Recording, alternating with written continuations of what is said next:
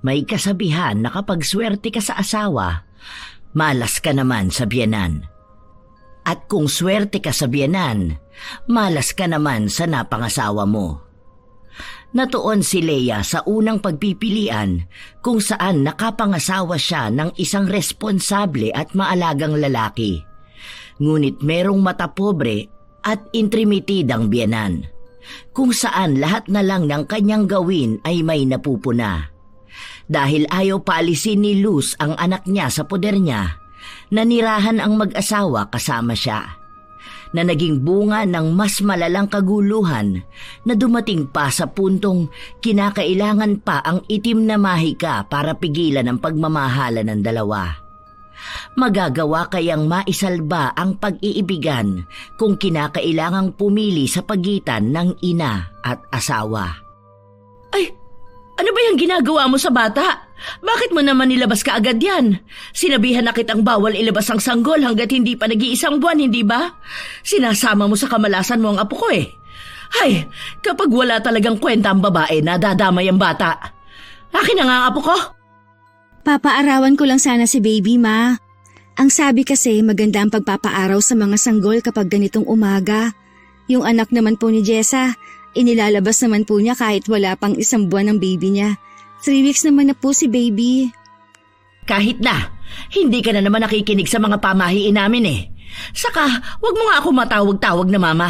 Hindi pa kayo kasal ng anak ko. Hindi pa kita tanggap. Baka marami pang mangyari. Naanakan ka lang at nanay ka lang ng apo ko. Matagal naman na po kami nagsasama ni Steve. Aba kahit na, marami pang pwedeng mangyari. Bata pa ang anak ko, baka mas makakilala pa yun ng mas matinong babae kesa sa'yo na nagpabuntis ng maaga. Kaya hayan, anong nangyari sa'yo ngayon? Halatang wala kang pinag-aralan at nagiging pabigat ka sa anak ko. Ewan ko ba dyan kay Steve? Bakit ba naman sa dami ng babae ikaw pa talaga ang pinatulan? Sana naman po bigyan ninyo ako ng pagkakataon. Ginagawa ko naman po ang lahat para lang matanggap ninyo. Hay, hindi yun mangyayari. Kahit na kailan, hindi. Masyado kang ilusyonada. Bakit ikaw ang gumagawa niyan, mahal?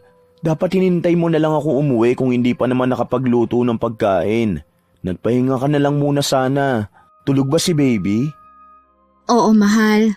Kapapatulog ko lang. Hindi pa nga ako nakakapaglinis ng kwarto. Saka nakakahiya naman sa pamilya mo kapag hindi ako kumilos dito sa bahay. Ayoko naman na may marinig sa nanay mo. Baka sabihin nun na inaabuso kita at wala akong kwentang asawa. Hindi na nagsalita si Leia dahil ayaw niyang humaba pa ang magiging usapan nila. Hindi rin naman niya matatalo pagdating sa bungangaan ang biyenan dahil masyadong matabil ang dila nito. Kinagabihan, habang naghahain ng pagkain si Leia, dumating ang kanyang asawa at humalik ito sa kanyang pisngi. Hindi napansin ni Leia na habang nagsasalita sila ay naririnig pala siya ng biyenan niya. Nalaman niya lang ito noong narinig niya ang mahinang pagtawa ng may pang-iinsulto. Nang lingunin niya, nabakas sa mukha ni Luz ang dismaya. Nakangiwi ang labi nito habang nakataas ang isang kilay. Ay sus! Gusto mo na naman magpaawa sa anak ko? Anong gusto mong isipin niya? Na kinakawawa ka rito sa bahay? Ni hindi ka nga namin pinapakilos dito eh. Bakit kung umasta ka ang akala mo ang dami mong nagagawa sa bahay? Kung yung anak mo nga hindi mo maalagaan ng maayos, yan ang mahirap kapag babaeng walang alam sa gawaing bahay. Hindi naman po yun ang ibig kong sabihin. Kasi po sa tuwing kikilos kayo sa bahay, para pong nagdadabog kayo. Kaya po hindi rin ako mapakali kapag hindi ako kumikilos. Oh, nakita mo na ang inaasta ng asawa mong bastos. Sumasagot na sa akin. Baka nakakalimutan mong nakatira kayo sa bahay ko. Aba, huwag kang aasta rito na kung sino ka ha. Isa ka lang sampid dito sa pamilya namin. Ma, wag mo naman pong pagsalitaan ng ganyan si Luz. Asawa ko siya at nanay siya ng anak ko. Hindi siya sampid sa pamilyang to. Ginagawa naman po niya ang lahat para lang matanggap niyo siya Nakita mo na ang epekto ng babae na yan sa'yo? Nagiging sutil ka na at marunong ka na ngayong sumagot sa akin. Bahala nga kayo dyan. Basta ayoko sa babae na yan. Wala akong pakialam kahit nanay pa yan ang apo ko. Palalayasin ko yan dito kapag gusto ko. Galit na umalis si Luz sa harapan ng dalawa. Dismayado ang pakiramdam niya, lalo pa at mas kinampihan pa ng anak niya ang asawa nito kaysa sa kanya na ina nito. Dahil sa inis ni Luz, lumabas siya kung saan niya naabutan na nagkukwentuhan ng mga kumari niya. Oh, bakit mukhang stress na stress ka naman? Parang napapadalas naman yata ang pagsisimangot mo nitong mga nakaraang araw. Sinong hindi sisimangot kung nakikita mong nagiging bastos ang anak mo dahil sa babae niya? Mukhang naiimpluwensyahan ng mali ng babaeng yun ang anak ko Nakakadismaya lang, Mare. Bakit kasi hindi mo papabukurin? May trabaho naman ang anak mo. Baka naman makakuha na sila ng upahan nila. Siguro naman dapat hindi na sila dyan nakatira dahil may asawa na siya. Hindi pwede. Ano? Gusto mong hindi na ako mabigyan ng pera ng anak ko at ibigay na lang lahat sa babaeng yon? Aba, ang swerte naman niya. Magiging palamunin lang siya ng anak ko, tapos magpapakasarap lang siya sa buhay niya. Hindi ako papayag. Bahala siyang magtiis sa bahay at maranasan ng impyerno. Hindi ba pinili niya yan? Naglandi siya at nagpabuntes kaya magtiis siya. Ikaw rin naman ang nagpapakahirap sa sitwasyon nila. Bagong panganak yan. Alangan namang pagtrabahuhin mo kagad, ni hindi pa nga nag-iisang buwan. Basta, hindi ako papayag na lilipat sila ng bahay. Mamaya ang anak ko pa ang mag-asikaso sa tamad na yun. Kawawa lang din ang apo ko. Kung makakagawa lang ako ng paraan para lumayas talaga siya sa pamamahay ko gagawin ko. Basta iiwan niya ang apo ko. Nararamdaman ko na magiging irresponsable lang siyang ina. Hindi matigil ang pagbubunganga ni Luz patungkol kay Leia. Lahat na ng klase ng paninira na nakikita niya sa manugang ay sinabi na niya. At kahit paanong pilit ng mga kumari niyang payuhan siya, wala ni isa sa kanila ang pinakinggan niya. Lumilipas ang mga araw, nagpapatuloy si Luz sa pagbubunganga kay Leia at ang pangmamaliit niya rito. Habang si Leia naman ay hindi na kumikibo. Hay, nako! Heto na naman, ang kalat na naman ng bahay. Ano ba naman yan? Wala man lang nagwalis. Diyos ko naman. Ako na lang nang ako ang kumikilos dito sa bahay. Anong akala ninyo, may katulong kayo? Masyado kayong napakasenyorita. Hindi kayo prinsesa sa bahay na ito, ha? Kumilos din kayo, hindi palaging tulog ang inaatupag. Ano ba yan? Dinadala hanggang dito ang pagiging batugan. Kawawa naman ako. Nagising si Leia dahil sa boses ng biyanan niya. Tiningnan niya pa ang anak niya na natutulog pa rin. Dahil sa pagdadaldal ni Luz, napilitan si Leia na tumayo kahit napakiramdam niya ay babagsak ang katawan niya. Nakakaramdam siya ng hilo dahil hindi siya masyadong nakatulog. Dahil noong gabi na yon, nag-asikaso siya ng mga gamit sa bahay at napuyat din sa pag-aalaga ng anak niya. Maingat na lumabas si Leia at naabutan ng biyenan niya na nagdadabog sa pagpupulot ng mga gamit sa sahig. Mga damit yon ng mga anak ni Luz. 3 ang anak niya at si Steve ang panganay. 15 anyos naman ang bunso. Tulungan ko na po kayo, Ma. Ako na po dyan. Ay sos! Kung hindi pa ako magagalit at magsasalita rito, hindi mo pa maiisipang gawin yan? Kailangan pa palaging utusan? Dapat ba palagi mong naririnig ang boses ko para kumilos ka rito sa bahay? Para kang hindi babae, ano? Gusto mo palaging makalat ang bahay? Naglinis na po ako kagabi. Hindi ko naman po alam na magkakalat ng mga damit si Jenna rito. Talagang ang anak ko pa ang nasisi mo sa kaburaraan mo sa bahay? Hoy, Leia! May asawa at anak ka na. Matuto ka naman maging masinop sa bahay. Ganito karuming bahay ba ang gusto mong tirhan ng anak ko at ng apo ko? Yang kadugyutan mo, wag mong dalhin sa bahay namin, ha? Kababae mong tao, ganyan ka. Hindi naman po ako makalat, Ma. Naglilinis naman po ako ng bahay kapag kaya ko. Sa ngayon po kasi, nahihirapan pa po ako. Nakakakilos lang po ako kapag tulog si baby. Sana po, pakisabihan na rin ng mga babae ninyong anak na maglikom din po ng mga kalat nila. Napansin ko po kasi na mga gamit nila madalas ang nililigpit ko po. Kung pwede lang naman po. Ikaw ang kalat sa bahay na ito. Hanggat nandito ako, mananatiling may basura pa rin. Tumabi ka nga dyan at baka hindi kita matansya. Masaktan pa kita. Masyado ka maarte. Mag-iisang buwan ka naman ng nanganak. Noon ako, hindi naman ganyang kaarte sa'yo. Naaalagaan ko naman ang anak ko habang nakakapaglinis ng bahay. Swerte ka na nga ngayon dahil hindi kita sa pilitang pinapakilos dito sa bahay Pero matuto ka namang mahiya. Paulit-ulit lang ang mga salitang binitawan ni Luz. Sa katunayan, sumasakit na ang tenga ni Leia na sumasabay din sa pintig ng ulo niya. Nakakaramdam siya ng hilo pero isinantabi niya ito dahil alam niya na ang maririnig niya lang ay ang pag-iinarte at ang pagkukumpara sa karanasan noon ng biyenan. Nang sumapit ang gabi, naghihintay si Luz sa anak niya na lumabas ng kwarto. Nang matsyempohan niya ito na mag-isa, agad niya itong nilapitan. Nak, may sahod ka na ba? Nakita ko kanina nag-aabot ka ng pera sa asawa mo Opo ma, ito po pala ang pang-ambag ko sa bahay. Kailan po pala ang bayaran ng tuition ni Angela? Para sana maitabi ko na rin at kung magkano po. 3,000 lang? Bakit ito lang ang binigay mo sa akin? Nagtaas na raw ang sahod mo kapareha sa anak ni Kumaring Lourdes. Bakit ito lang ang natanggap ko? Samantalang ang kumari ko nabibigyan ng nasa 8,000 kada kinsenas. Ano naman ang gagawin ko rito? Naibigay ko na po kasi kay Leia ang iba. Tapos binili ko ng groceries natin at mga gamit ni baby. Ayan lang po ang kinakaya ko sa ngayon May mga binabayaran po ako mga nautang ko nung nanganak si Leia. Pasensya na po kayo ma.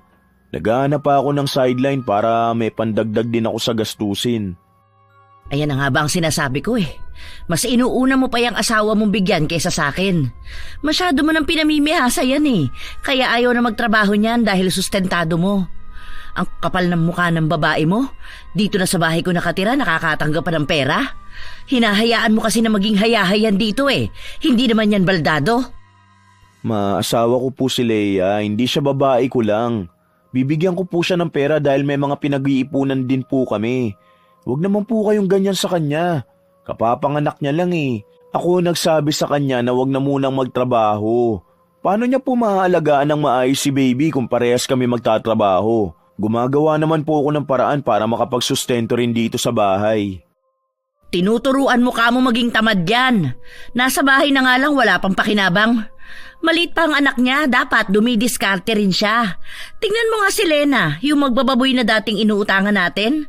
Ayun, kapapanganak lang din nun, pero may diskarte sa buhay. May online selling nga, para hindi maging pabigat sa asawa. Tapos yung iyo, inuwi mo na rito daig pang prinsesa. Napakamot na lang ng ulo si Steve. Gusto pa niyang magsalita, ngunit alam niyang hahaba lang ang usapan at baka mauwi pa ito sa pagtatalo at sumama pa ang loob ng kanyang ina. Nagdagdag na rin si Steve ng 1,000 pa para lang mapagaan ang kalooban ng kanyang ina.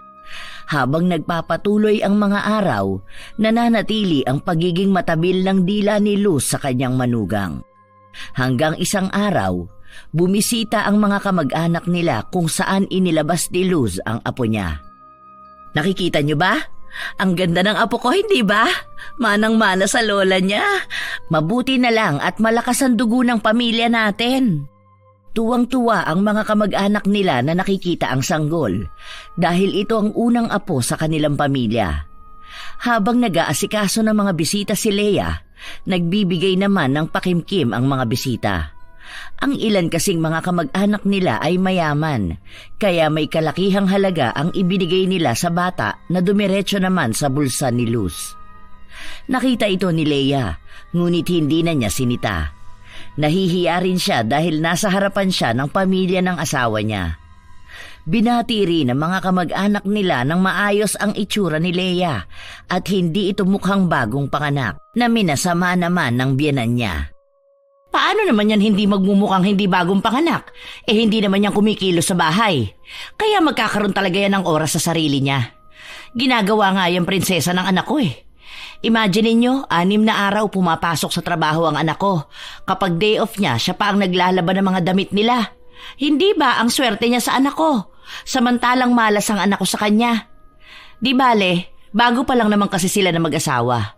Malamang ang lalaki, mabilis magsawa kapag ganyan ang asawa. Hindi kumibo si Leia, pero may isang kamag-anak na pumuna sa inaastan ni Luz. Sinabi niya na dapat ay hindi siya ganon magsalita sa manugang niya dahil bagong panganak lang ito at mamaya ay maapektuhan pa ang mental health niya.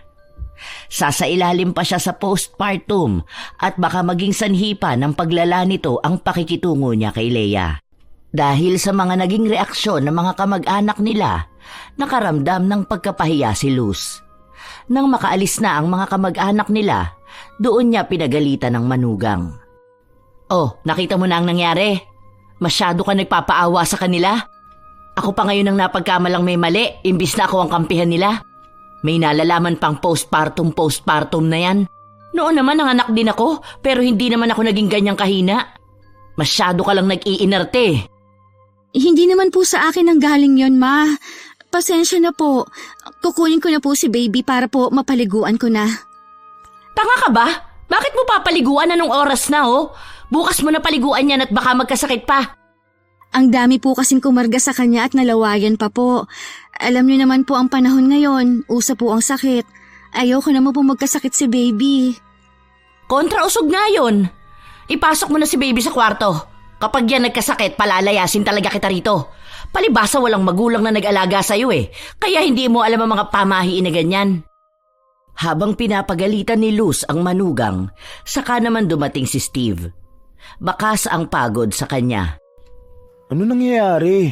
Abot sa labas ang usapan ninyo May nangyari ba masama? Ayan, pagsabihan mo yung bubita mong asawa. Anong oras na gusto pang paliguan si baby? Kung magkasakit ba yan, may maitutulong siya. Wala naman, hindi ba? Nakikita mo na magiging kinabukasan ng anak mo. Halatang walang alam sa pagiging inay ang babae mo. Hay, kawawa naman ang apo ko. Ganyang klase pa ng nanay ang napuntahan. Ma naman, ganyan ka na naman po magsalita kay Leia. Unang anak po namin to, kailangan pa rin ng gabay. Pareho kaming walang alam sa pagpapalaki ng bata, kaya sana naman po maintindihan nyo. Sige na, Mal, sa kwarto mo na lang punasan si baby. O sige, kampihan mo pa yung babae na yan. Kaya lalong hindi natututo dahil alam niyang siya ang papakinggan mo. Ang lakas magpaawa Nagpunas ng luha si Leia bago siya pumasok sa kwarto. Hindi niya kinakaya ang mga masasakit na salitang naririnig niya araw-araw. Sumunod naman ang asawa niya upang kausapin ito. Si Luz naman, nanatili lang na nakatayo sa tapat ng pinto. Inaabangan niya ang maaaring maging usapan ng dalawa. Gusto niyang malaman kung sinisiraan siya ng manugang niya sa kanyang anak. Mahal, bakit kaya hindi na lang tayo umupa ng bahay? Hindi ko na kasi kayang pakisamahan ng mama mo. Gusto ko siyang intindihin. Pero kasi wala na akong ginawang tama sa kanya. Hindi naman sa nilalayo kita sa kanya. Pero kasi mag-asawa na tayo. Baka naman pwedeng bumukod na tayo. Pwede naman niyang dalawin si baby O kaya dadalhin ko dito kapag nag-day off ka. Pagpasensyaan mo na muna si Mama sa ngayon. Oo, ginagawan ko na ng paraan. Inaayos ko na ang loan ko para makakuha na ako ng bahay. Naghahanap din ako ng malapit lang dito para kahit na papano makakauwi tayo rito. Salamat, mahal. Nahihirapan na kasi talaga ako. Ayoko naman sumagot dahil baka maging bastos ako. Ayoko rin naman na magkakaaway pa kayo ng mama mo. Ikaw na lang ang kumausap sa kanya kung sakali. Ayoko na magkasamaan kayo ng loob. Pero gusto ko talaga makagalaw ng maayos.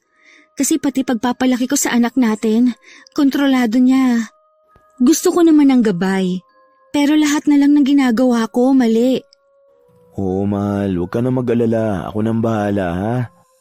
Lahat ng usapan na yan ay narinig ni Luz. Mas lalo siyang nanggalaiti sa galit kay Leia.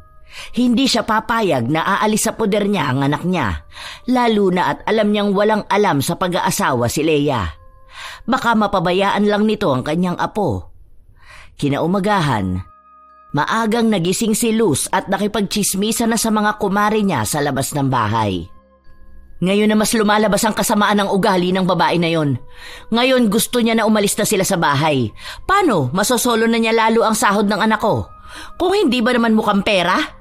Wala nang ang pakinabang. Hindi pa mabuting asawa at ina. Tapos ganyan pa? Ewan ko talaga kung saan sila pulutin kung magkataon na lumipat sila ng bahay. Bakit hindi mo hayaan, Mare? Para malaman nila kung gaano kahirap ang bumuo ng pamilya. Para sana mas matuto pa sila. Matatanda na yung mga yan. Nakagawa na nga ng bata. Kakampi ba kita o kalaban? Kasi kung hindi ka sa akin kakampi, mas mabuti pang wag na lang tayo mag-usap. Ayoko ng toxic na tao, Mercy. Mare, hindi tayo magkalaban. Sinasabi ko lang para ma-realize nila ang pinasok nila. Kung tingin nila makakaya nilang bumukod at pagtuunan ng pansin ng pamilya nila, di hayaan mo. Malay mo, doon matuto si Leia kapag nakabukod na sila. Aalilain lang niya ng anak ko. Alam ko na yan. Ngayon pa nga lang kung pagsilbihan siya ng anak ko, kulang na lang isubo sa kanya ang pagkain. Kawawa lang si Steve ko kapag sumama siya sa babae na yon. At baka mas lalo lang niyang gipitin sa pera ang anak ko. Alam mo ba na sa kanya na ibinibigay ang sahod? Ang kapal ng mukha, hindi ba? Hindi siya kumilos ng pangsarili niya para naman makapag-ambag din siya sa bahay. Ewan ko, Mare, ha? Pero dapat kayo-kayo nag-uusap niyan eh. Pamilya niyo yan. Problema ng mag-asawa yan. Tapos, nalalaman namin. Hindi ba dapat ang problema niyo sa bahay? Kayo lang ang nakakaalam. Mamaya pagchismisan pa ang asawa ng anak mo. Para nga malaman ninyo kung gaano kawalang kwenta ang napangasawa ng anak ko. Mukha pang malandi, tapos maluho pa. Saka ano naman kung pagchismisan siya? Matagal naman na siyang sanay sa ganun. Tingnan mo nga, halatang walang pakialam sa mga tao. Talagang ilalabas ko ang baho niya para naman kahit papano kapitan ng hiya. Napaka-toxic niyang tao. Ang lakas niya magpasok ng negative energy sa bahay. Iling lang ang naibigay ni Mercy sa mga sinabi ng kumari niya. Umabot sila ng pananghalian kung saan pagbalik ni Luz sa bahay ay saktong nagluluto naman si Leia. Abala ito sa kanyang ginagawa nang lumapit ang biyenan. Inoobserbahan nito ang ginagawang pagluluto ni Leia. At baka sa mukha niya na diskumpiyado siya sa niluluto nito. Anong niluluto mo? Bulalo po, Ma. Sabi kasi ni Steve na miss na raw po niya kumain ng bulalo kaya po nilutuan ko siya. Bakit hindi mo sinabi sa akin? Para sana nilutuan ko ang anak ko. Ayaw ko naman po na maistorbo po kayo. Gusto ko rin po sana paglutuan siya kasi paborito niya po ito eh. Paluto na rin naman po ito para po makakain na po tayo. Sige na po, Ma. Magpahinga ka na lang po muna. Ako na pong bahala rito. Ngumiwi si Luz habang nakapamewag na nakatingin sa niluluto ni Leia. Kailan pa naging paborito ng anak ko ang luto mo?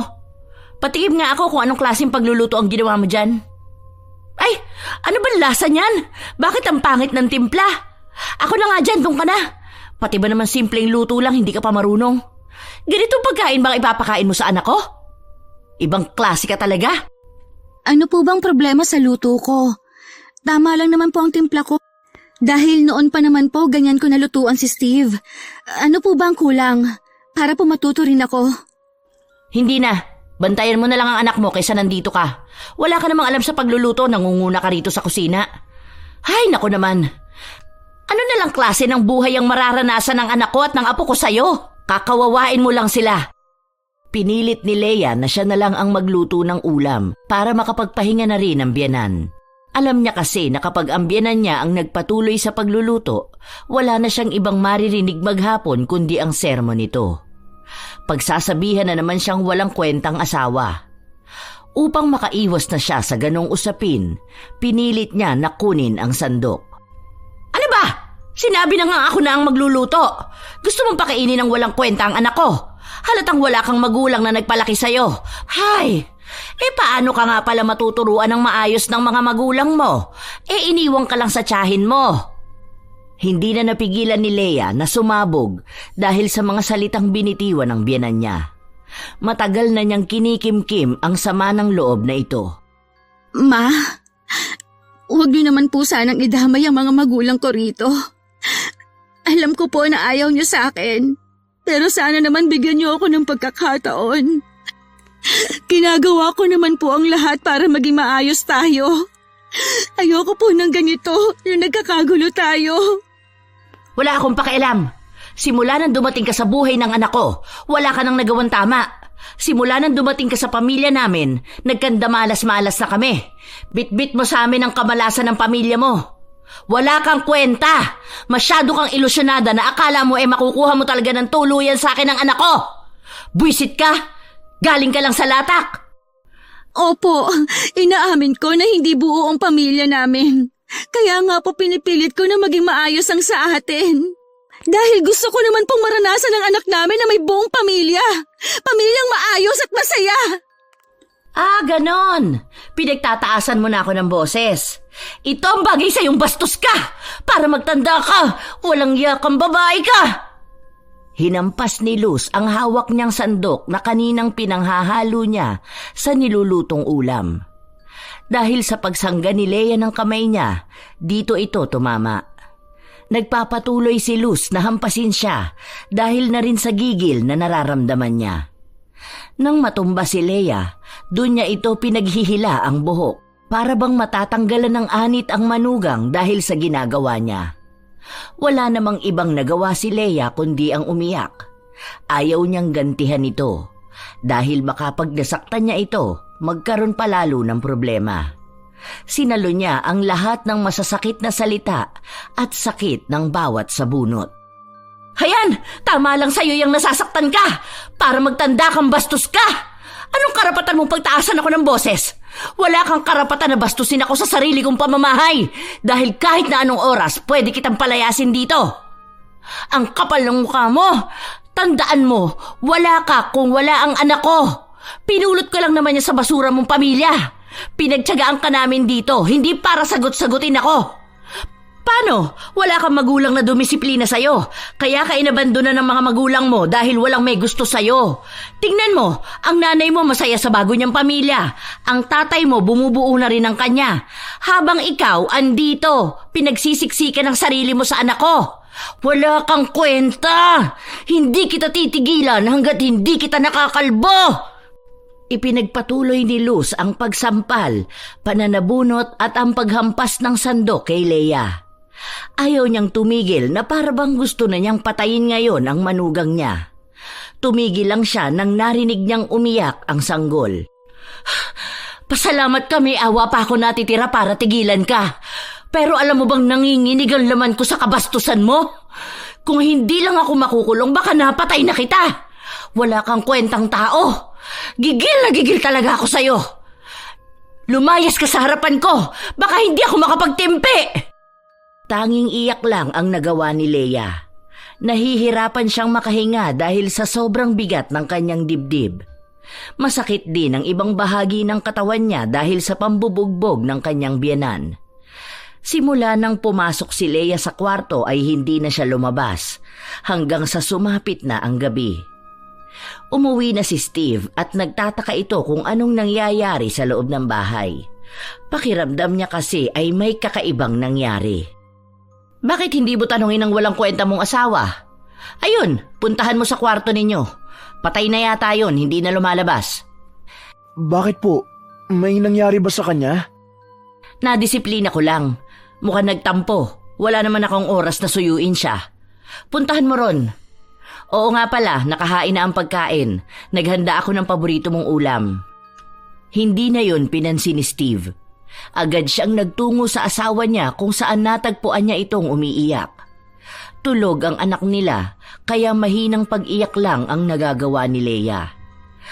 Nang mapansin ni Steve ang mga sugat sa katawan ng asawa niya, tinanong niya ito kung ano ang nangyari.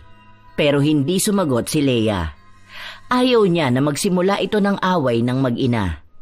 Ngunit mukhang alam na ng asawa niya ang ibig sabihin nito. Kaya galit na nagtungo si Steve sa kwarto ng kanyang ina. Ma! Ma! Buksan niyo ang pinto! Ano bang nangyayari, anak? Bakit ba ang lakas mong kumatok? Alam mong patulog na kami, ha? Maaga pang papasok ang mga kapatid mo bukas. Halata sa mukha ni Steve ang galit, ngunit may pagtitimpi. Ma, ano naman pong ginawa niyo kay Leia? Bakit may mga pasasya sa katawan? Mukhang nagsumbong na sa'yo ang walang kwenta mong asawa. Malamang dinisiplina ko lang siya. Ang kapal ng mukha niya na sagutin ako? Oh, anong kasinungalingan na naman ang sinabi niya sa'yo? Ano, sa kanya ka mas maniniwala? Yan na nga ba sinasabi ko eh. Nahahaluan ka na ng kawalang hiyaan ng babae na yon. Nagiging bastos ka na rin. Wala po siyang sinabi sa akin. Pero maalam ko na may kinalaman ka rito. Alam niyo naman po na bagong panganak lang ang asawa ko eh. Bakit naman kailangan niyo siyang pagbuhatan ng kamay? Kilala ko ang asawa ko, hindi ka po niyan kayang bastusin. Kilala mo ang asawa mo? Eh kami ang kasama niya sa araw-araw. Kung alam mo lang kung gaano ka walang modo yan. Tingnan mo na lang, nahahawa ka na sa kanya. Nagiging bastos ka na rin. Sumasagot ka na sa akin. Sige, yung babae mo ang kampihan mo. Hindi ko alam kung saan kayo pupuluting dalawa. Hindi nagpatinag si Luz sa galit. Ang lahat ng ito ay pilit niyang isinisisi kay Leia. Para bang nanunuot ang galit niya rito na kahit anong pagpapakita sa kanya nito ng mabuti ay hindi niya kayang tanggapin. Alis na kami rito. Bubukod na kami. Kesa ganitong ginagawa niyo sa asawa ko. Hindi naman po makatarungan to. Alam ko na galit ka sa nanay niya dahil iniwan tayo ni tatay. Pero wala pong kasalanan dun si Leia. Huwag niyo naman pong ipamukha sa kanya palagi ang pagkakamali ng nanay niya. Mabait si Leia, ma. Kung binibigyan mo lang sana siya ng pagkakataon. Nakikita ko naman na ginagawa niya ang lahat eh.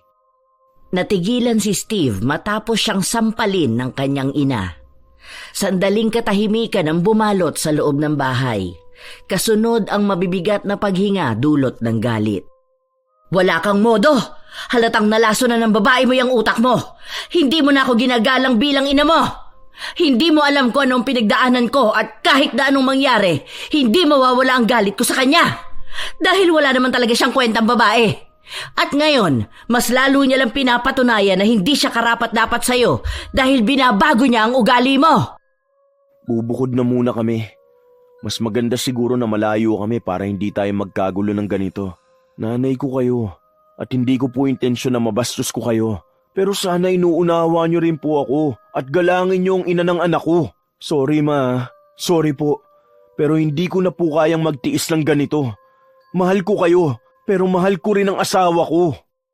Ngayon talagang gusto mong piliin ang babae na yon. Sige, tingnan natin kung hanggang saan mo kayang panindigan yung pagmamahal mo sa kanya.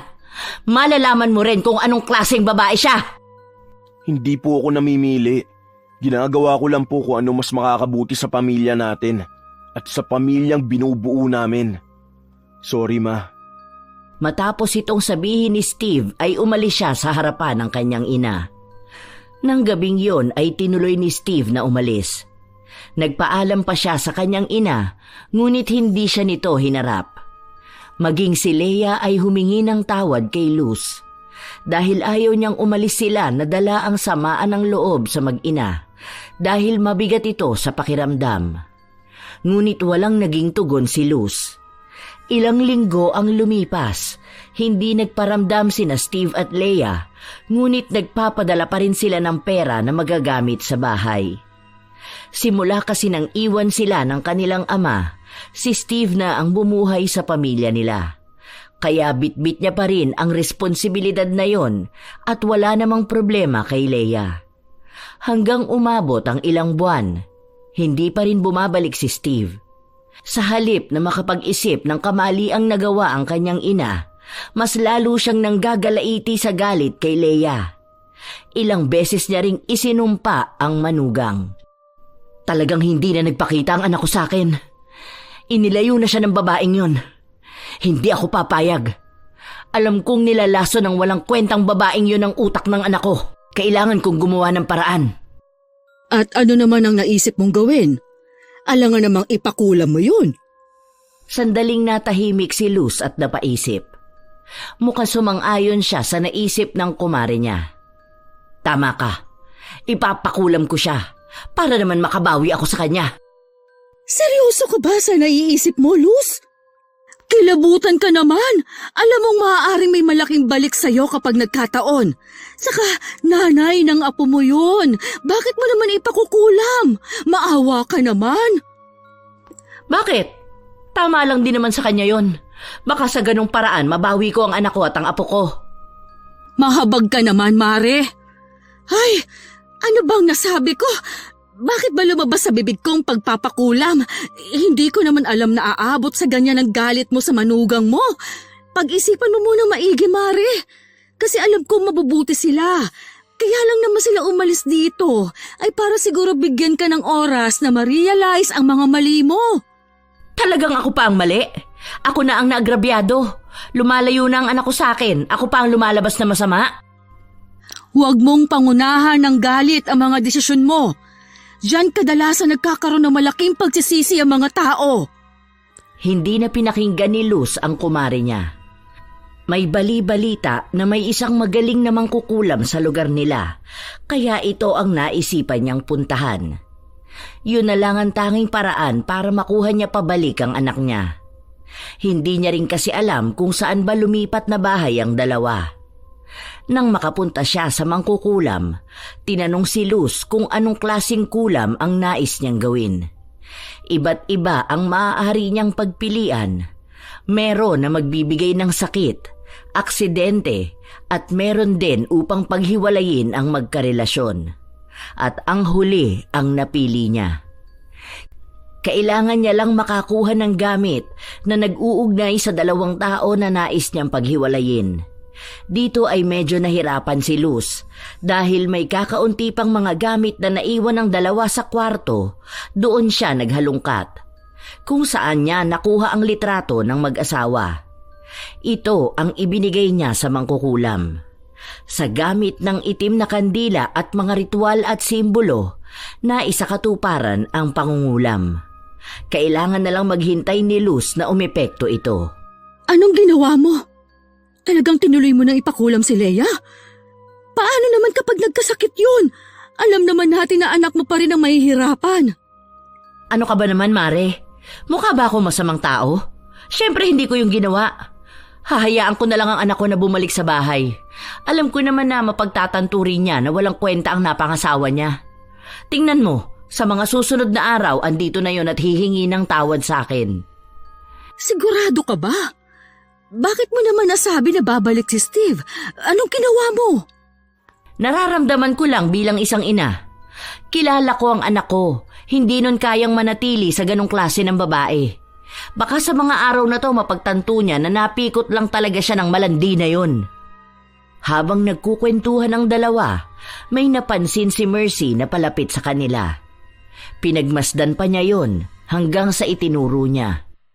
Teka, si Steve ba yan? Oo nga, si Steve nga! Ayan na, Mare! Bumalik na ang anak mo! Paano nangyari yun?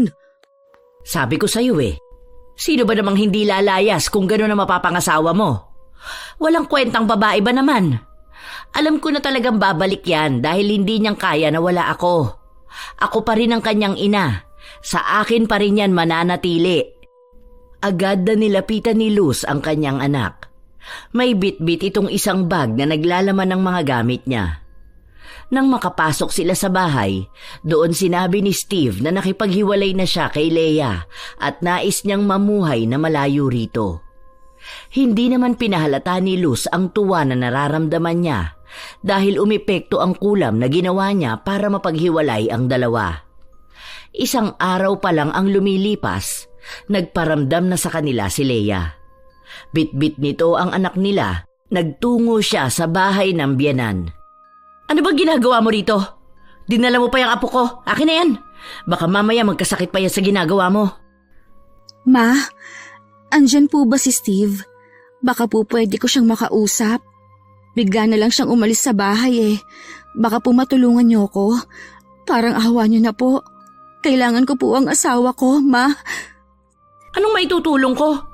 Mainam nga na naghiwalay na kayo Natauhan din ang anak ko sa kung sinong babae ang kinasama niya. Malamang naging katulad ka rin ng nanay mo na malandi. Kapapanganak mo lang siguro ng lalaki ka na kaagad. Kawawa naman ang apo ko sa'yo. Ibigay mo sa akin ang bata. Hindi ko po iiwan dito ang anak ko. Gusto kong makausap ang asawa ko. Kailangan po namin maayos ang pamilya namin. Hindi naman po kami nagkaroon ng problema. Masaya naman po kami Baka po andyan siya. Wala po siya sa trabaho niya Galing na po ako ron. Sige na po, Ma. Parang awa mo na po. Hindi nakaramdam ng kahit na anong awa si Luz. Sa halip ay pinagsarahan niya ito ng pinto. Dinig pa ang pagkatok at pagmamakaawa ni Leia, ngunit naging bingi siya sa mga hinaing nito. Hanggang nasa ilalim ng itim na mahika si Steve, mapapanatag siyang hindi nito babalikan ang babaeng yun. Hindi umalis si Leia hanggang sa sumapit na ang gabi. Maging si Steve ay hindi pa rin nakakauwi ng bahay nila. Ma, sige na po. Maawa ka na po sa anak namin. Kailangan ko pong makausap ang asawa ko. Sige na po. Sinabi ko na sa'yo, wala kang mapapala rito. Kung gusto mo, iwan mo sa amin ang apo ko at ako na ang magpapalaki sa kanya. Mamuhay ka na lang na malayo sa anak ko. Hindi ka na nga niya kailangan. Hindi ka ba nakakaintindi? Huwag mong dalhin dito ang pagiging tanga mo. Lumayas ka na rito. Baka malasim pa ang bahay ko. Babalik po ako bukas para po makapag-usap kami ni Steve. Tulungan niyo naman po sana ako, Ma. Ay, bahala ka sa gusto mo. Mapagod kang magpabalik-balik dito, hindi mo mababawi ang anak ko. Isa pa, huwag mo akong tawaging mama dahil hindi ko yon matatanggap. Walang nagawa si Leia kundi ang umalis na lang. Hindi siya mawawala ng pag-asa hanggat hindi niya nakakausap ang asawa niya. Para ito sa kapakanan ng kanilang pamilya. Hindi siya makakapayag na basta na lang ito masisira. 10 oras na ng gabi nang makauwi si Steve. Nabulabog silang lahat sa bahay dahil sa ingay ng mga gamit na nagbagsakan. Diyos ko, anong nangyayari anak ko? Bakit ka ba nagwawala? Teka, tigilan mo yan. Bitawan mo yan, Steve, baka makasakit ka pa. Bakit bang kalat sa bahay na to? Wala bang kwenta ang mga nakatira dito at hindi man lang marunong magligpit? Buisit naman. Tumabi ka dyan! Ano bang nangyayari sa'yo? Lasing ka ba?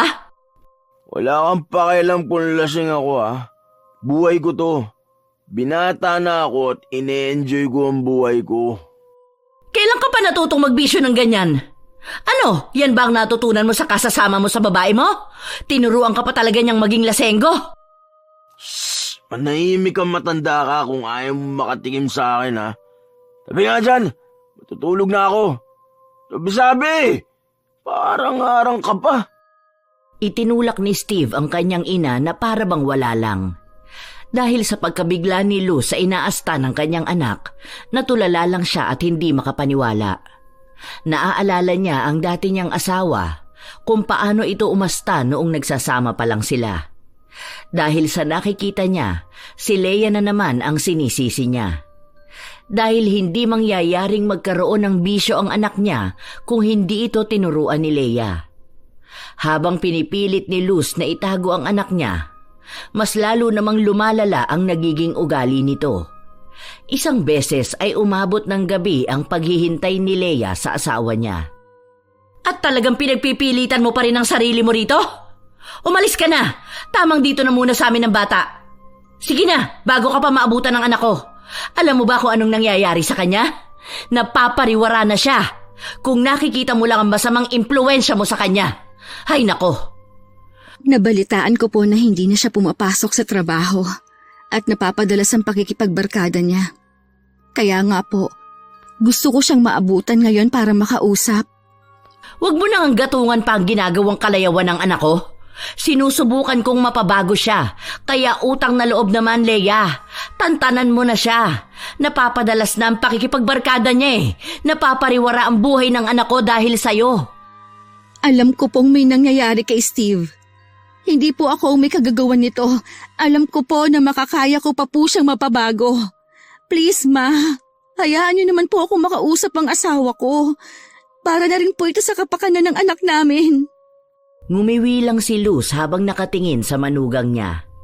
Umiiling pa ito at hindi kumbinsido sa pagpapaawa ni Leia. Lahat ng kamalasang nangyayari sa kanila, lahat iyon ay kagagawa ni Leia. Inabot na ng kalaliman ng gabi nung dumating si Steve. Naghihintay si Leia sa labas ng bahay at kahit na malamok ay nagtiyaga siya. Habang si Luz naman ay nasa loob ng bahay kasama ang sanggol na mahimbing ang tulog. Mahal, mabuti na abutan kita. Lasing ka na naman. Ano ba nangyayari sa'yo? Tumabi ka! Umalis ka sa dinaraanan ko! Mahal, mag-usap tayo. Parang awa mo na. Pag-usapan natin kung ano bang naging problema natin, hindi yung ganyan ka. Habang nagsasalita si Leia ay binubuksan naman ni Luz ang pinto. Pumamewang pa siya habang nakikinig sa mga sinasabi ng manugang. Sige na, mahal. Maawa ka na. Para sa anak natin. Please. Huwag mo nga ako hawakan. Hiniwalayan na kita at ayoko na sa'yo. Wala kang kwentang babae at wala akong pakialam sa anak natin. Kung gusto mo, ipaampun mo na yung batang yan. Huwag ka na magpapakita sa akin kahit kailan, ha? Sa katunayan ay kinatutuwa ni Luz ang naging reaksyon ng kanyang anak. Alam niya kung gaano kaepektibo ang ginawa niyang kulam para paghiwalayin ang dalawa. Galit na lang ang nararamdaman ni Steve sa asawa niya. Tama lang yan, anak. Huwag kang bumalik sa babae na yan. Tutulungan kitang makabangon ulit. Hindi ko hahayaan na tuluyan niyang masira ang buhay mo. Mas kilala kita dahil anak kita. Hindi ka tulad ng babae na yan na saglit ka lang nakasama. Nadala ka pa sa kasamaan. Ikaw, isa ka pa matanda ka. Wala ka rin namang kwentang babae, di ba? Kaya ka nga iniwan ni tatay dahil masyado kang bungangera. Parehas kayong dalawa. Tumabi ka nga dyan! Sabi! Sandaling natulala si Luz dahil sa inaasta ng kanyang anak. Dahil dito ay agad niyang sinundan si Steve, kasabay niyang pumasok sa loob si Leia. Dahil sa init ng ulo ni Steve, nagawa na naman niyang magbasag ng mga gamit. Lahat ng mahahawakan niya ay inihahagis niya. Nagdulot ito ng takot sa mga taong nakatira sa bahay nila. Ano bang ginagawa mo, Steve? Bakit ka ba nagwawala? Ilang beses mo na yung ginagawa ah. Tuwing umuwi ka ng bahay, ganyan ka. Wala kang ibang ginawa kundi ang mag-inom. Nagpapakalulong ka na sa bisyo mo. Mahal, tigilan mo na yan. Natatakot ang mga kapatid mo. Huwag ka namang ganyan. Kumalma ka naman, please. Walang pinakinggan si Steve. Sumisigaw din siya habang nagbabasag ng mga gamit. Dahil sa nakikitang paglala ng pag-uugali ng anak, hindi na alam ni Luz ang dapat niyang gawin. Maaaring isa sa kanila ay masaktan nito. Nakita mo na ang ginawa mo sa anak ko? Tingnan mo kung gaano siya kamiserable. Kung hindi ka sana niya nakilala, hindi siya magkakaganyan. Ikaw ang may kasalanan ng lahat ng ito. Walang iya ka! Bakit po sa akin kayo nagagalit? Wala po akong ibang ginagawa. Kahit ako, hindi ko alam ang nangyayari sa kanya. Bigla na lang siya nagbago, kaya nga po pinipilit ko kayong tulungan ako para maging maayos ito. Hindi po ako kalaban. Tulungan niyo po ako, para rin po ito sa ikabubuti ng asawa ko. Para pong hindi ko na siya kilala. Parang ibang taong nakikita natin ngayon. Ma, pakinggan mo naman po ako kahit minsan. Manahimik ka! Tutulungan mo ang anak ko? Tingin mo ba ganun lang yung kadali? Kung hindi ka na lang sana dumating sa buhay niya, di sana maayos ang kalagayan niya ngayon. Ikaw ang may kasalanan ng lahat ng ito eh.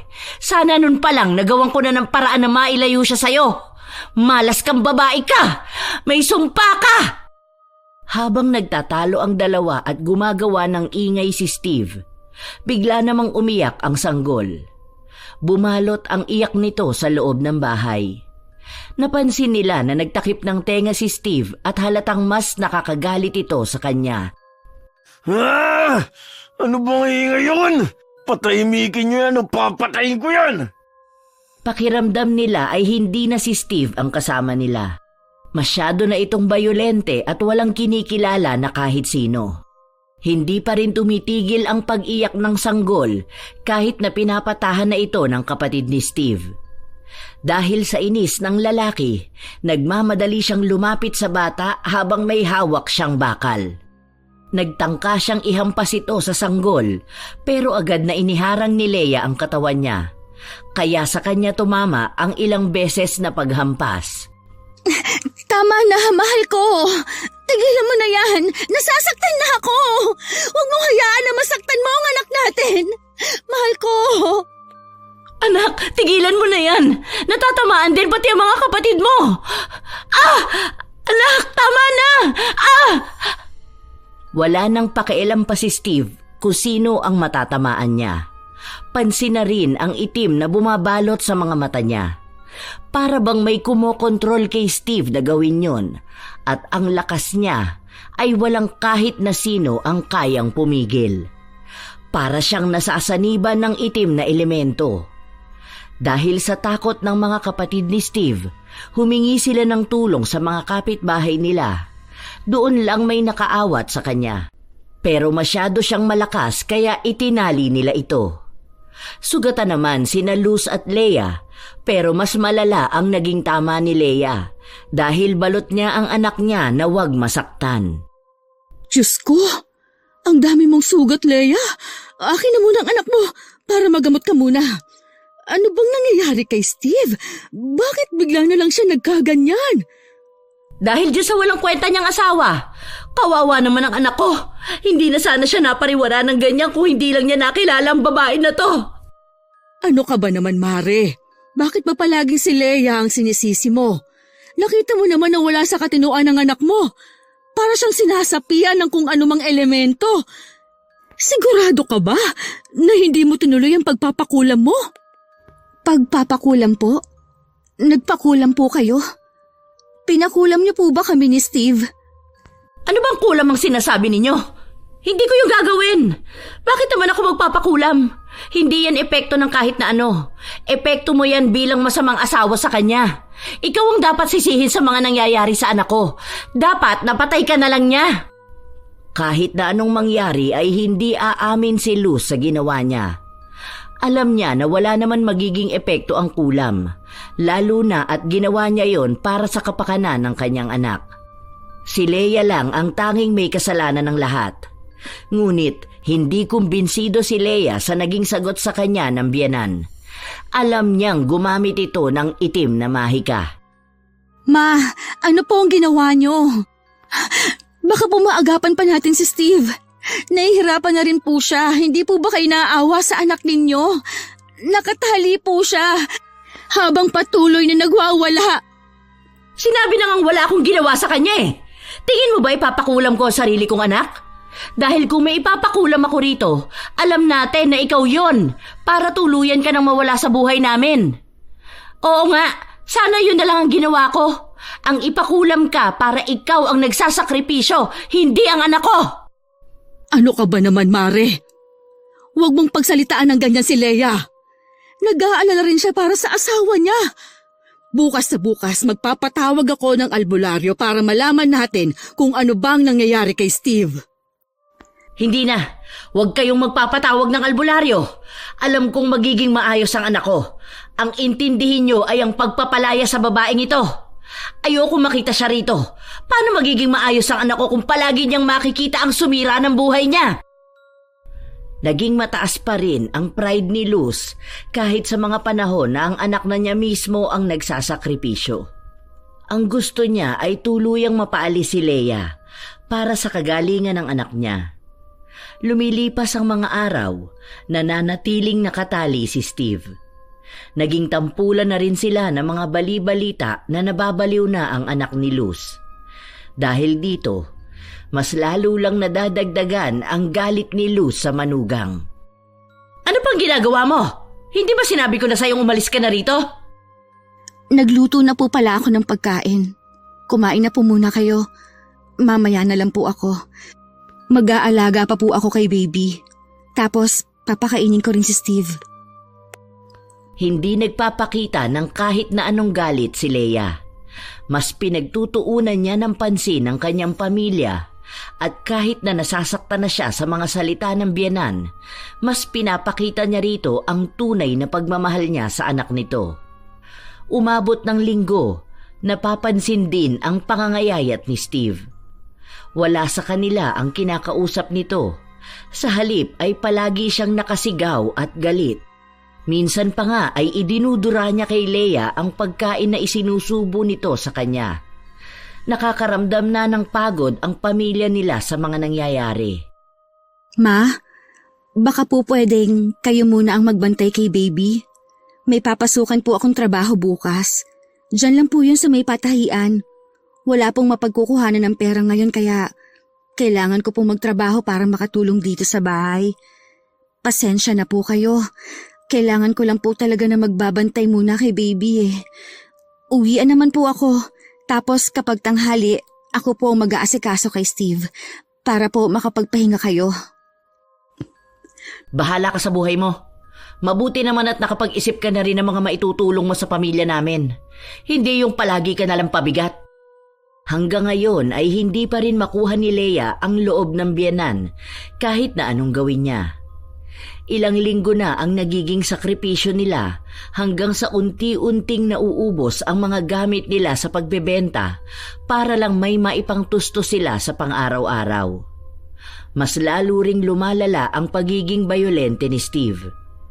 May isang beses pa na nakawala siya sa pagkakagapos at sinakal ang kapatid niya. Mabuti na lang at may mga kapitbahay na nakaawat sa kanila. Muling naisipan ni Luz na bumalik sa mangkukulam. Anong nangyari sa anak ko? Bakit pagkatapos nilang maghiwalay nagkagano na siya? Ipinaliwanag ng mangkukulam kung ano ang kinahantungan ni Steve. Ito ay epekto ng kulam na ginawa niya para paghiwalayin ang dalawa. Hindi kinakaya ni Steve ang lakas ng puwersa nito at ang pagmamahal niya sa kanyang asawa. Dahil sa paglalaban ng pag-ibig at itim na mahika, gumagawa ito ng ibang epekto sa pag-uugali ni Steve. Kinokontrol ng mahika ang utak niya habang nilalabanan ng puso niya ang pagmamahal para sa asawa. Kung magtatagal pa ito, maaaring magdulot ito ng mas malalang epekto sa kanya. Nahahantong sa kamatayan nito. Paano kung ang asawa na lang niya ang ipakulam ko? Pwede ba yon? Sa kanya na lang iba to lahat ng maaaring maramdaman ng anak ko? Dahil sa kanya naman talaga nagsimula ang lahat eh. Ibigay mo sa kanya ang kulam. Kahit na ipagpilitan ni Luz na ilipat ang kulam kay Leia, hindi pumayag ang mangkukulam. Dahil kapag nagkataon, hindi rin tatablan si Leia. Maaari itong mapunta mismo kay Luz. Dahil wala na rin siyang pagpipilian, nakiusap siya sa mangkukulam na alisin na ang ritual sa anak niya. Agad naman itong ginawa ng mangkukulam. Gumawa sila ng panibagong ritual. Ang naiisip na lang na paraan ni Luz ay ang pahirapan na lang si Leia. Hindi naman niya kailangan itong tanggapin kahit na magkabalikan pa sila ng anak niya. Doon lang siya gagawa ng paraan para tuluyang magkahiwalay ang dalawa. Ngunit ilang linggo na ang lumipas, nagbago si Steve. Hindi na siya nagwawala, ngunit may malubha naman siyang karamdaman. Nanunuyo ang labi niya at mas lalong nangangayayat. Bakit naman nagkaganito ka, anak ko? Ito na nga ba ang sinasabi ko eh. Malas talaga yung napangasawa mo. Huwag mo pong pagsalitaan ng ganyan ng asawa ko. Huwag mo nang ipagtanggol ang babaeng yon. Alam kong siya ang nagdala sa'yo ng sakit na ganito. Ay, gumaling ka lang talaga, palalayasin ko na ang babae na yon. Magpagaling ka na, anak. Kawawa naman si baby kapag hindi ka gumaling. Habang nag-uusap ang mag-ina ay dumating naman si Leia. Baka sa kanya ang pagod, ngunit patuloy siyang lumalaban para sa pamilya nila. Mahal ko, nandito na ako. Kamusta naman ang pakiramdam mo? May dala akong pagkain mo. Sana naman kumain ka na. Nag-aalala na ako sa pagpayat mo eh. Sus, kung hindi ka sana nakilala ng anak ko di sana maayos siya ngayon at malakas. Ma, sana po hindi natin to pinag-aawayan sa harapan ni Steve. Mas nakakasama po ito sa kalusugan niya. Kailan ka pa natuto ng ikabubuti ng anak ko? Ako ang kanyang ina kaya alam ko ang ginagawa ko. Asawa ka lang at sandali ka pa lang niyang nakikilala. Wala kang karapatan na pangaralan ako kung paano ko pinapatakbo ang pamilya ko. Pasensya na po kayo, Ma. Matuto kang ilugar ang sarili mo sa bahay na to. Tandaan mong ikaw ang nagdala ng kamalasan sa pamilya namin. Dapat ikaw na lang ang nakahandusay at naghihingalo na mamatay. Matapos itong sabihin ni Luz ay agad siyang umalis sa loob ng kwarto. Bit-bit ang sama ng loob. Ilang beses na siyang bumalik sa mangkukulam upang itanong kung bakit hanggang ngayon ay hindi pa rin maayos ang kalagayan ng kanyang anak. Ang sinasabi lang ng mangkukulam ay ginawa na niya ang lahat para gumaling si Steve. Ngunit parang may isang kulang na hindi pa niya nagagawa na nagpapabigat ng ritual. Sa paglipas ng araw, nananatili pa rin ang kahirapan sa kanila dahil hindi man lang nila nakikitaan ng pag-ayos ng kalagayan si Steve. Ma, kain na po kayo. May nakahain na po. Si Steve at si Baby tulog na po. Hindi ako nagugutom. Hindi ako kakain. Baka kayo naman po ang magkasakit. Kapag sinabi kong hindi ako kakain, hindi ako kakain. Ano bang pakialam mo kung magkasakit ako? Hindi ba yun din naman ang gusto mo? Para wala na maging hadlang sa'yo na kunin ang anak ko? Sige, yun na lang ang ibibigay ko. Tutal, ayaw mo naman lubayan ang pamilya namin. Kahit kailan po, hindi ko naisipan yung mga sinasabi ninyo. Kahit po anong galit nyo, nananatili ako rito dahil mahal ko ang pamilya ko. Mahal ko ang asawa ko at ang anak namin. Kaya mahal ko rin ang pamilya na to. Ano po ba ang kailangan kong gawin para matanggap niyo ako? Wala kang dapat na gawin dahil kahit na anong gawin mo, hindi ko matatanggap na ikaw ang napangasawa ng anak ko. Hindi ka agad kumibo si Leia. Nararamdaman niya ang bigat sa kanyang dibdib. Dahil po ba ito sa nagawa ng nanay ko? Hindi ko po alam kung anong ginawa niya noon na paninira sa pamilya ninyo. Pero kung sa tingin niyo po, ako ang may kasalanan noon, patawarin niyo po ako. Kung gusto niyo pong lumuhod ako sa inyo ngayon, gagawin ko. Para lang mapatawad ninyo ang nanay ko. Ang gusto ko lang po ay maging buo ang pamilya namin at maging maayos ang kalalakihan ng pamilya ng anak ko. Dahil kahit minsan po, hindi ko naramdaman na magkaroon ng buong pamilya na tatanggap sa akin. Ayokong iparanas sa anak ko yon, na palagi niyang tatanungin kung anong mali sa mga magulang niya, na siya ba ang may kasalanan kaya sila nagkahiwalay. Siguro naman po, ayaw niyo rin na maramdaman ng apo ninyo ang naramdaman noon ni Steve, na iisang magulang lang ang kasama. Ngayon pinapamukha mo sa akin na ako na naman ang may mali rito. Kasalanan yun ng nanay mo. Kung hindi siya naging kabit ng asawa ko, sana kasama namin siya nung nabubuhay pa siya. Huwag mo akong paandaran ng pagpapaawa mo, ha? Hindi kita tatanggapin kahit na mamatay ka pa sa harapan ko. Lumuhod si Leia sa harapan ng kanyang biyenan. Alam ko po na bitbit ninyo ang sakit ng nakaraan. Pero sana po, huwag ninyong hayaan na maging dahilan ito para sa ikapapahamak ng pamilya ninyo. Patawad po sa lahat ng yon. Patawad po, Ma. Sa pagtatangka ni Leia na yakapin ng biyenan, agad itong umalis sa harapan niya. Ilang araw din ang lumipas matapos ang usapan na yon. Nagiging mas malubha pa ang kalagayan ni Steve, hanggang sa punto na nagpapaalam na ito sa kanyang asawa at sa kanyang ina. Habang nasa loob ng kwarto ang mag-ina, hindi napigilan ni Luz na maluha. Ma, pasensya na po kayo kung hindi ako naging mabuting anak sa inyo. At marami akong hindi naibigay sa pamilya ko. Hindi ko po alam ang itatagal ng buhay ko. Dahil gusto ko na rin pong sumuko. Pagod na ang katawan ko. Kapag nawala na po ako, sana po gabayan niyong mag-ina ko. Si Baby Jack po. Sana'y makasama niya pa kayo ng mas matagal. At may isa pa po akong pakiusap sa inyo. Sana po magkaayos na kayo ni Leia. May iwan siya na mag-isang magtataguyod sa anak namin. Sana po huwag niyo siyang pahirapan. Wala siyang kasalanan sa lahat. Matagal na po nating alam na ayaw na sa atin ni tatay. Hindi lang ang nanay niya ang naging babae ni tatay. Hanggang sa tuluyan na niya tayong iwan. Mabait po si Leia.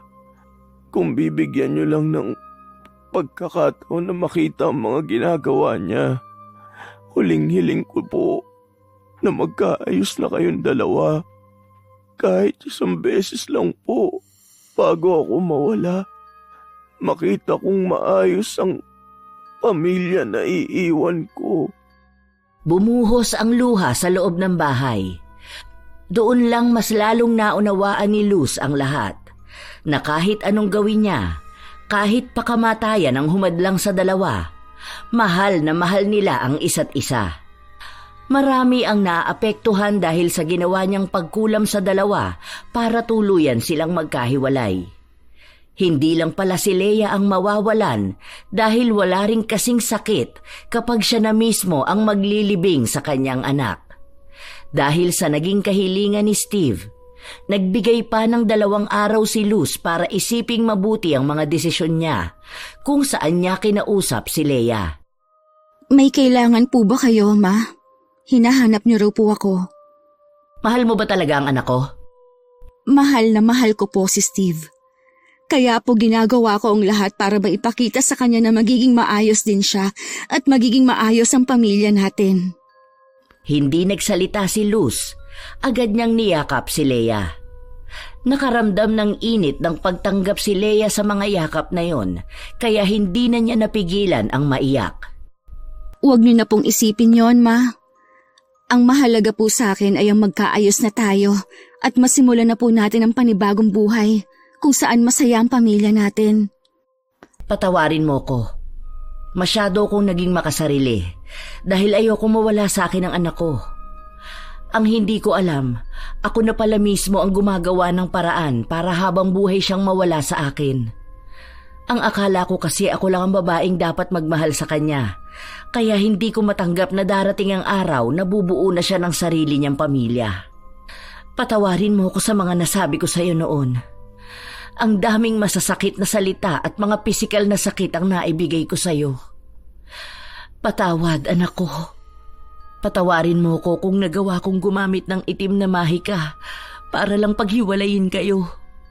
Ngayon na nakikita ko ang resulta, mas lalo ko lang palang binigyan ng pasakit ang anak ko.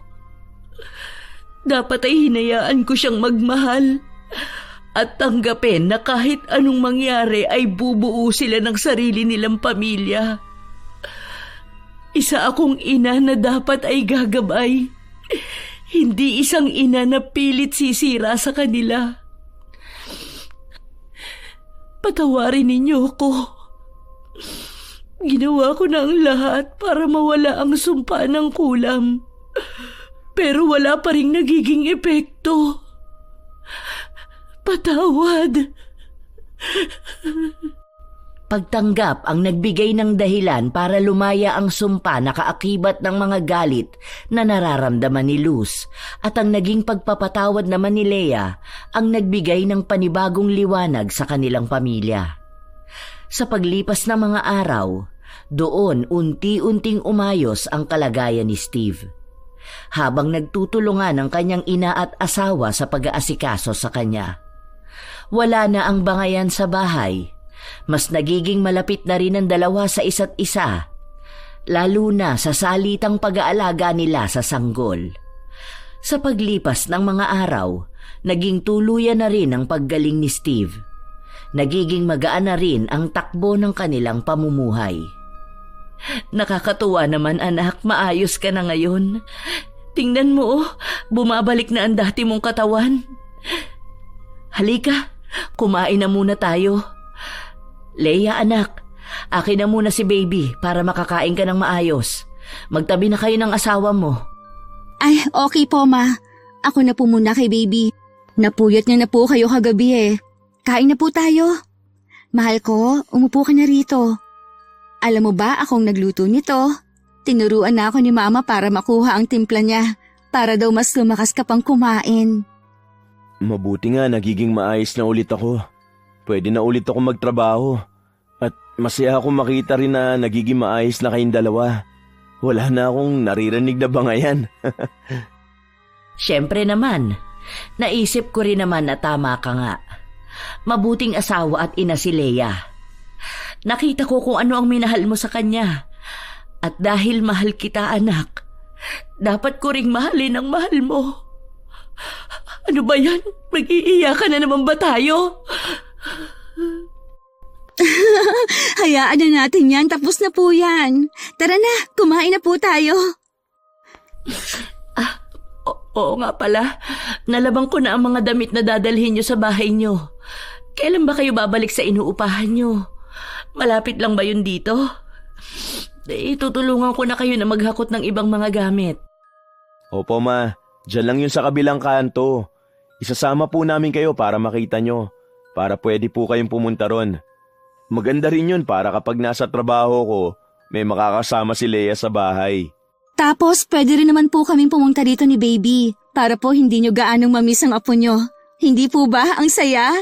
Salamat mga anak ko. Malalaki na nga kayo. Alam na ninyo ang responsibilidad na kaakibat ng pag-aasawa. Nakakatuwa naman. Pinag-usapan nila ang masasayang mga plano. Pumayag na rin naman si Luz na bumukod na ang dalawa dahil yun naman ang tama. Dahil bumubuo na sila ng kanilang sariling pamilya, dapat ay hayaan niya ang kanyang anak na maging responsable para sa pamilya nito, lalo na ngayong lumalaki na ang kanilang anak. Simula ng mga araw na ito, naging maayos na ang kanilang mga samahan. Wala na ang galit at ang sumpa ng kulam. Hanggang sa lumaki na rin ang pamilya ni na Steve at Leia, na natili si Luz na nagbibigay ng gabay sa mga ito. Hanggang sa maging ang iba pang mga kapatid ni Steve ay nagkaroon na rin ng kanya-kanyang pamilya. Doon na pagtanto ni Luz ang kahalagahan ng pagkakaroon ng isang masaya at tunay na pamilya. May mga pagkakamali lang talaga sa nakaraan na magdudulot ng paggawa ng isang bagay na pagsisisihan nila. Ngunit hanggat may pagkakataon pang maiayos ang lahat, dapat ay maging matapang na harapin ito. Hindi na kailangan pang kumapit sa itim na mahika, dahil minsan ang kailangan lang ay ang pagtanggap.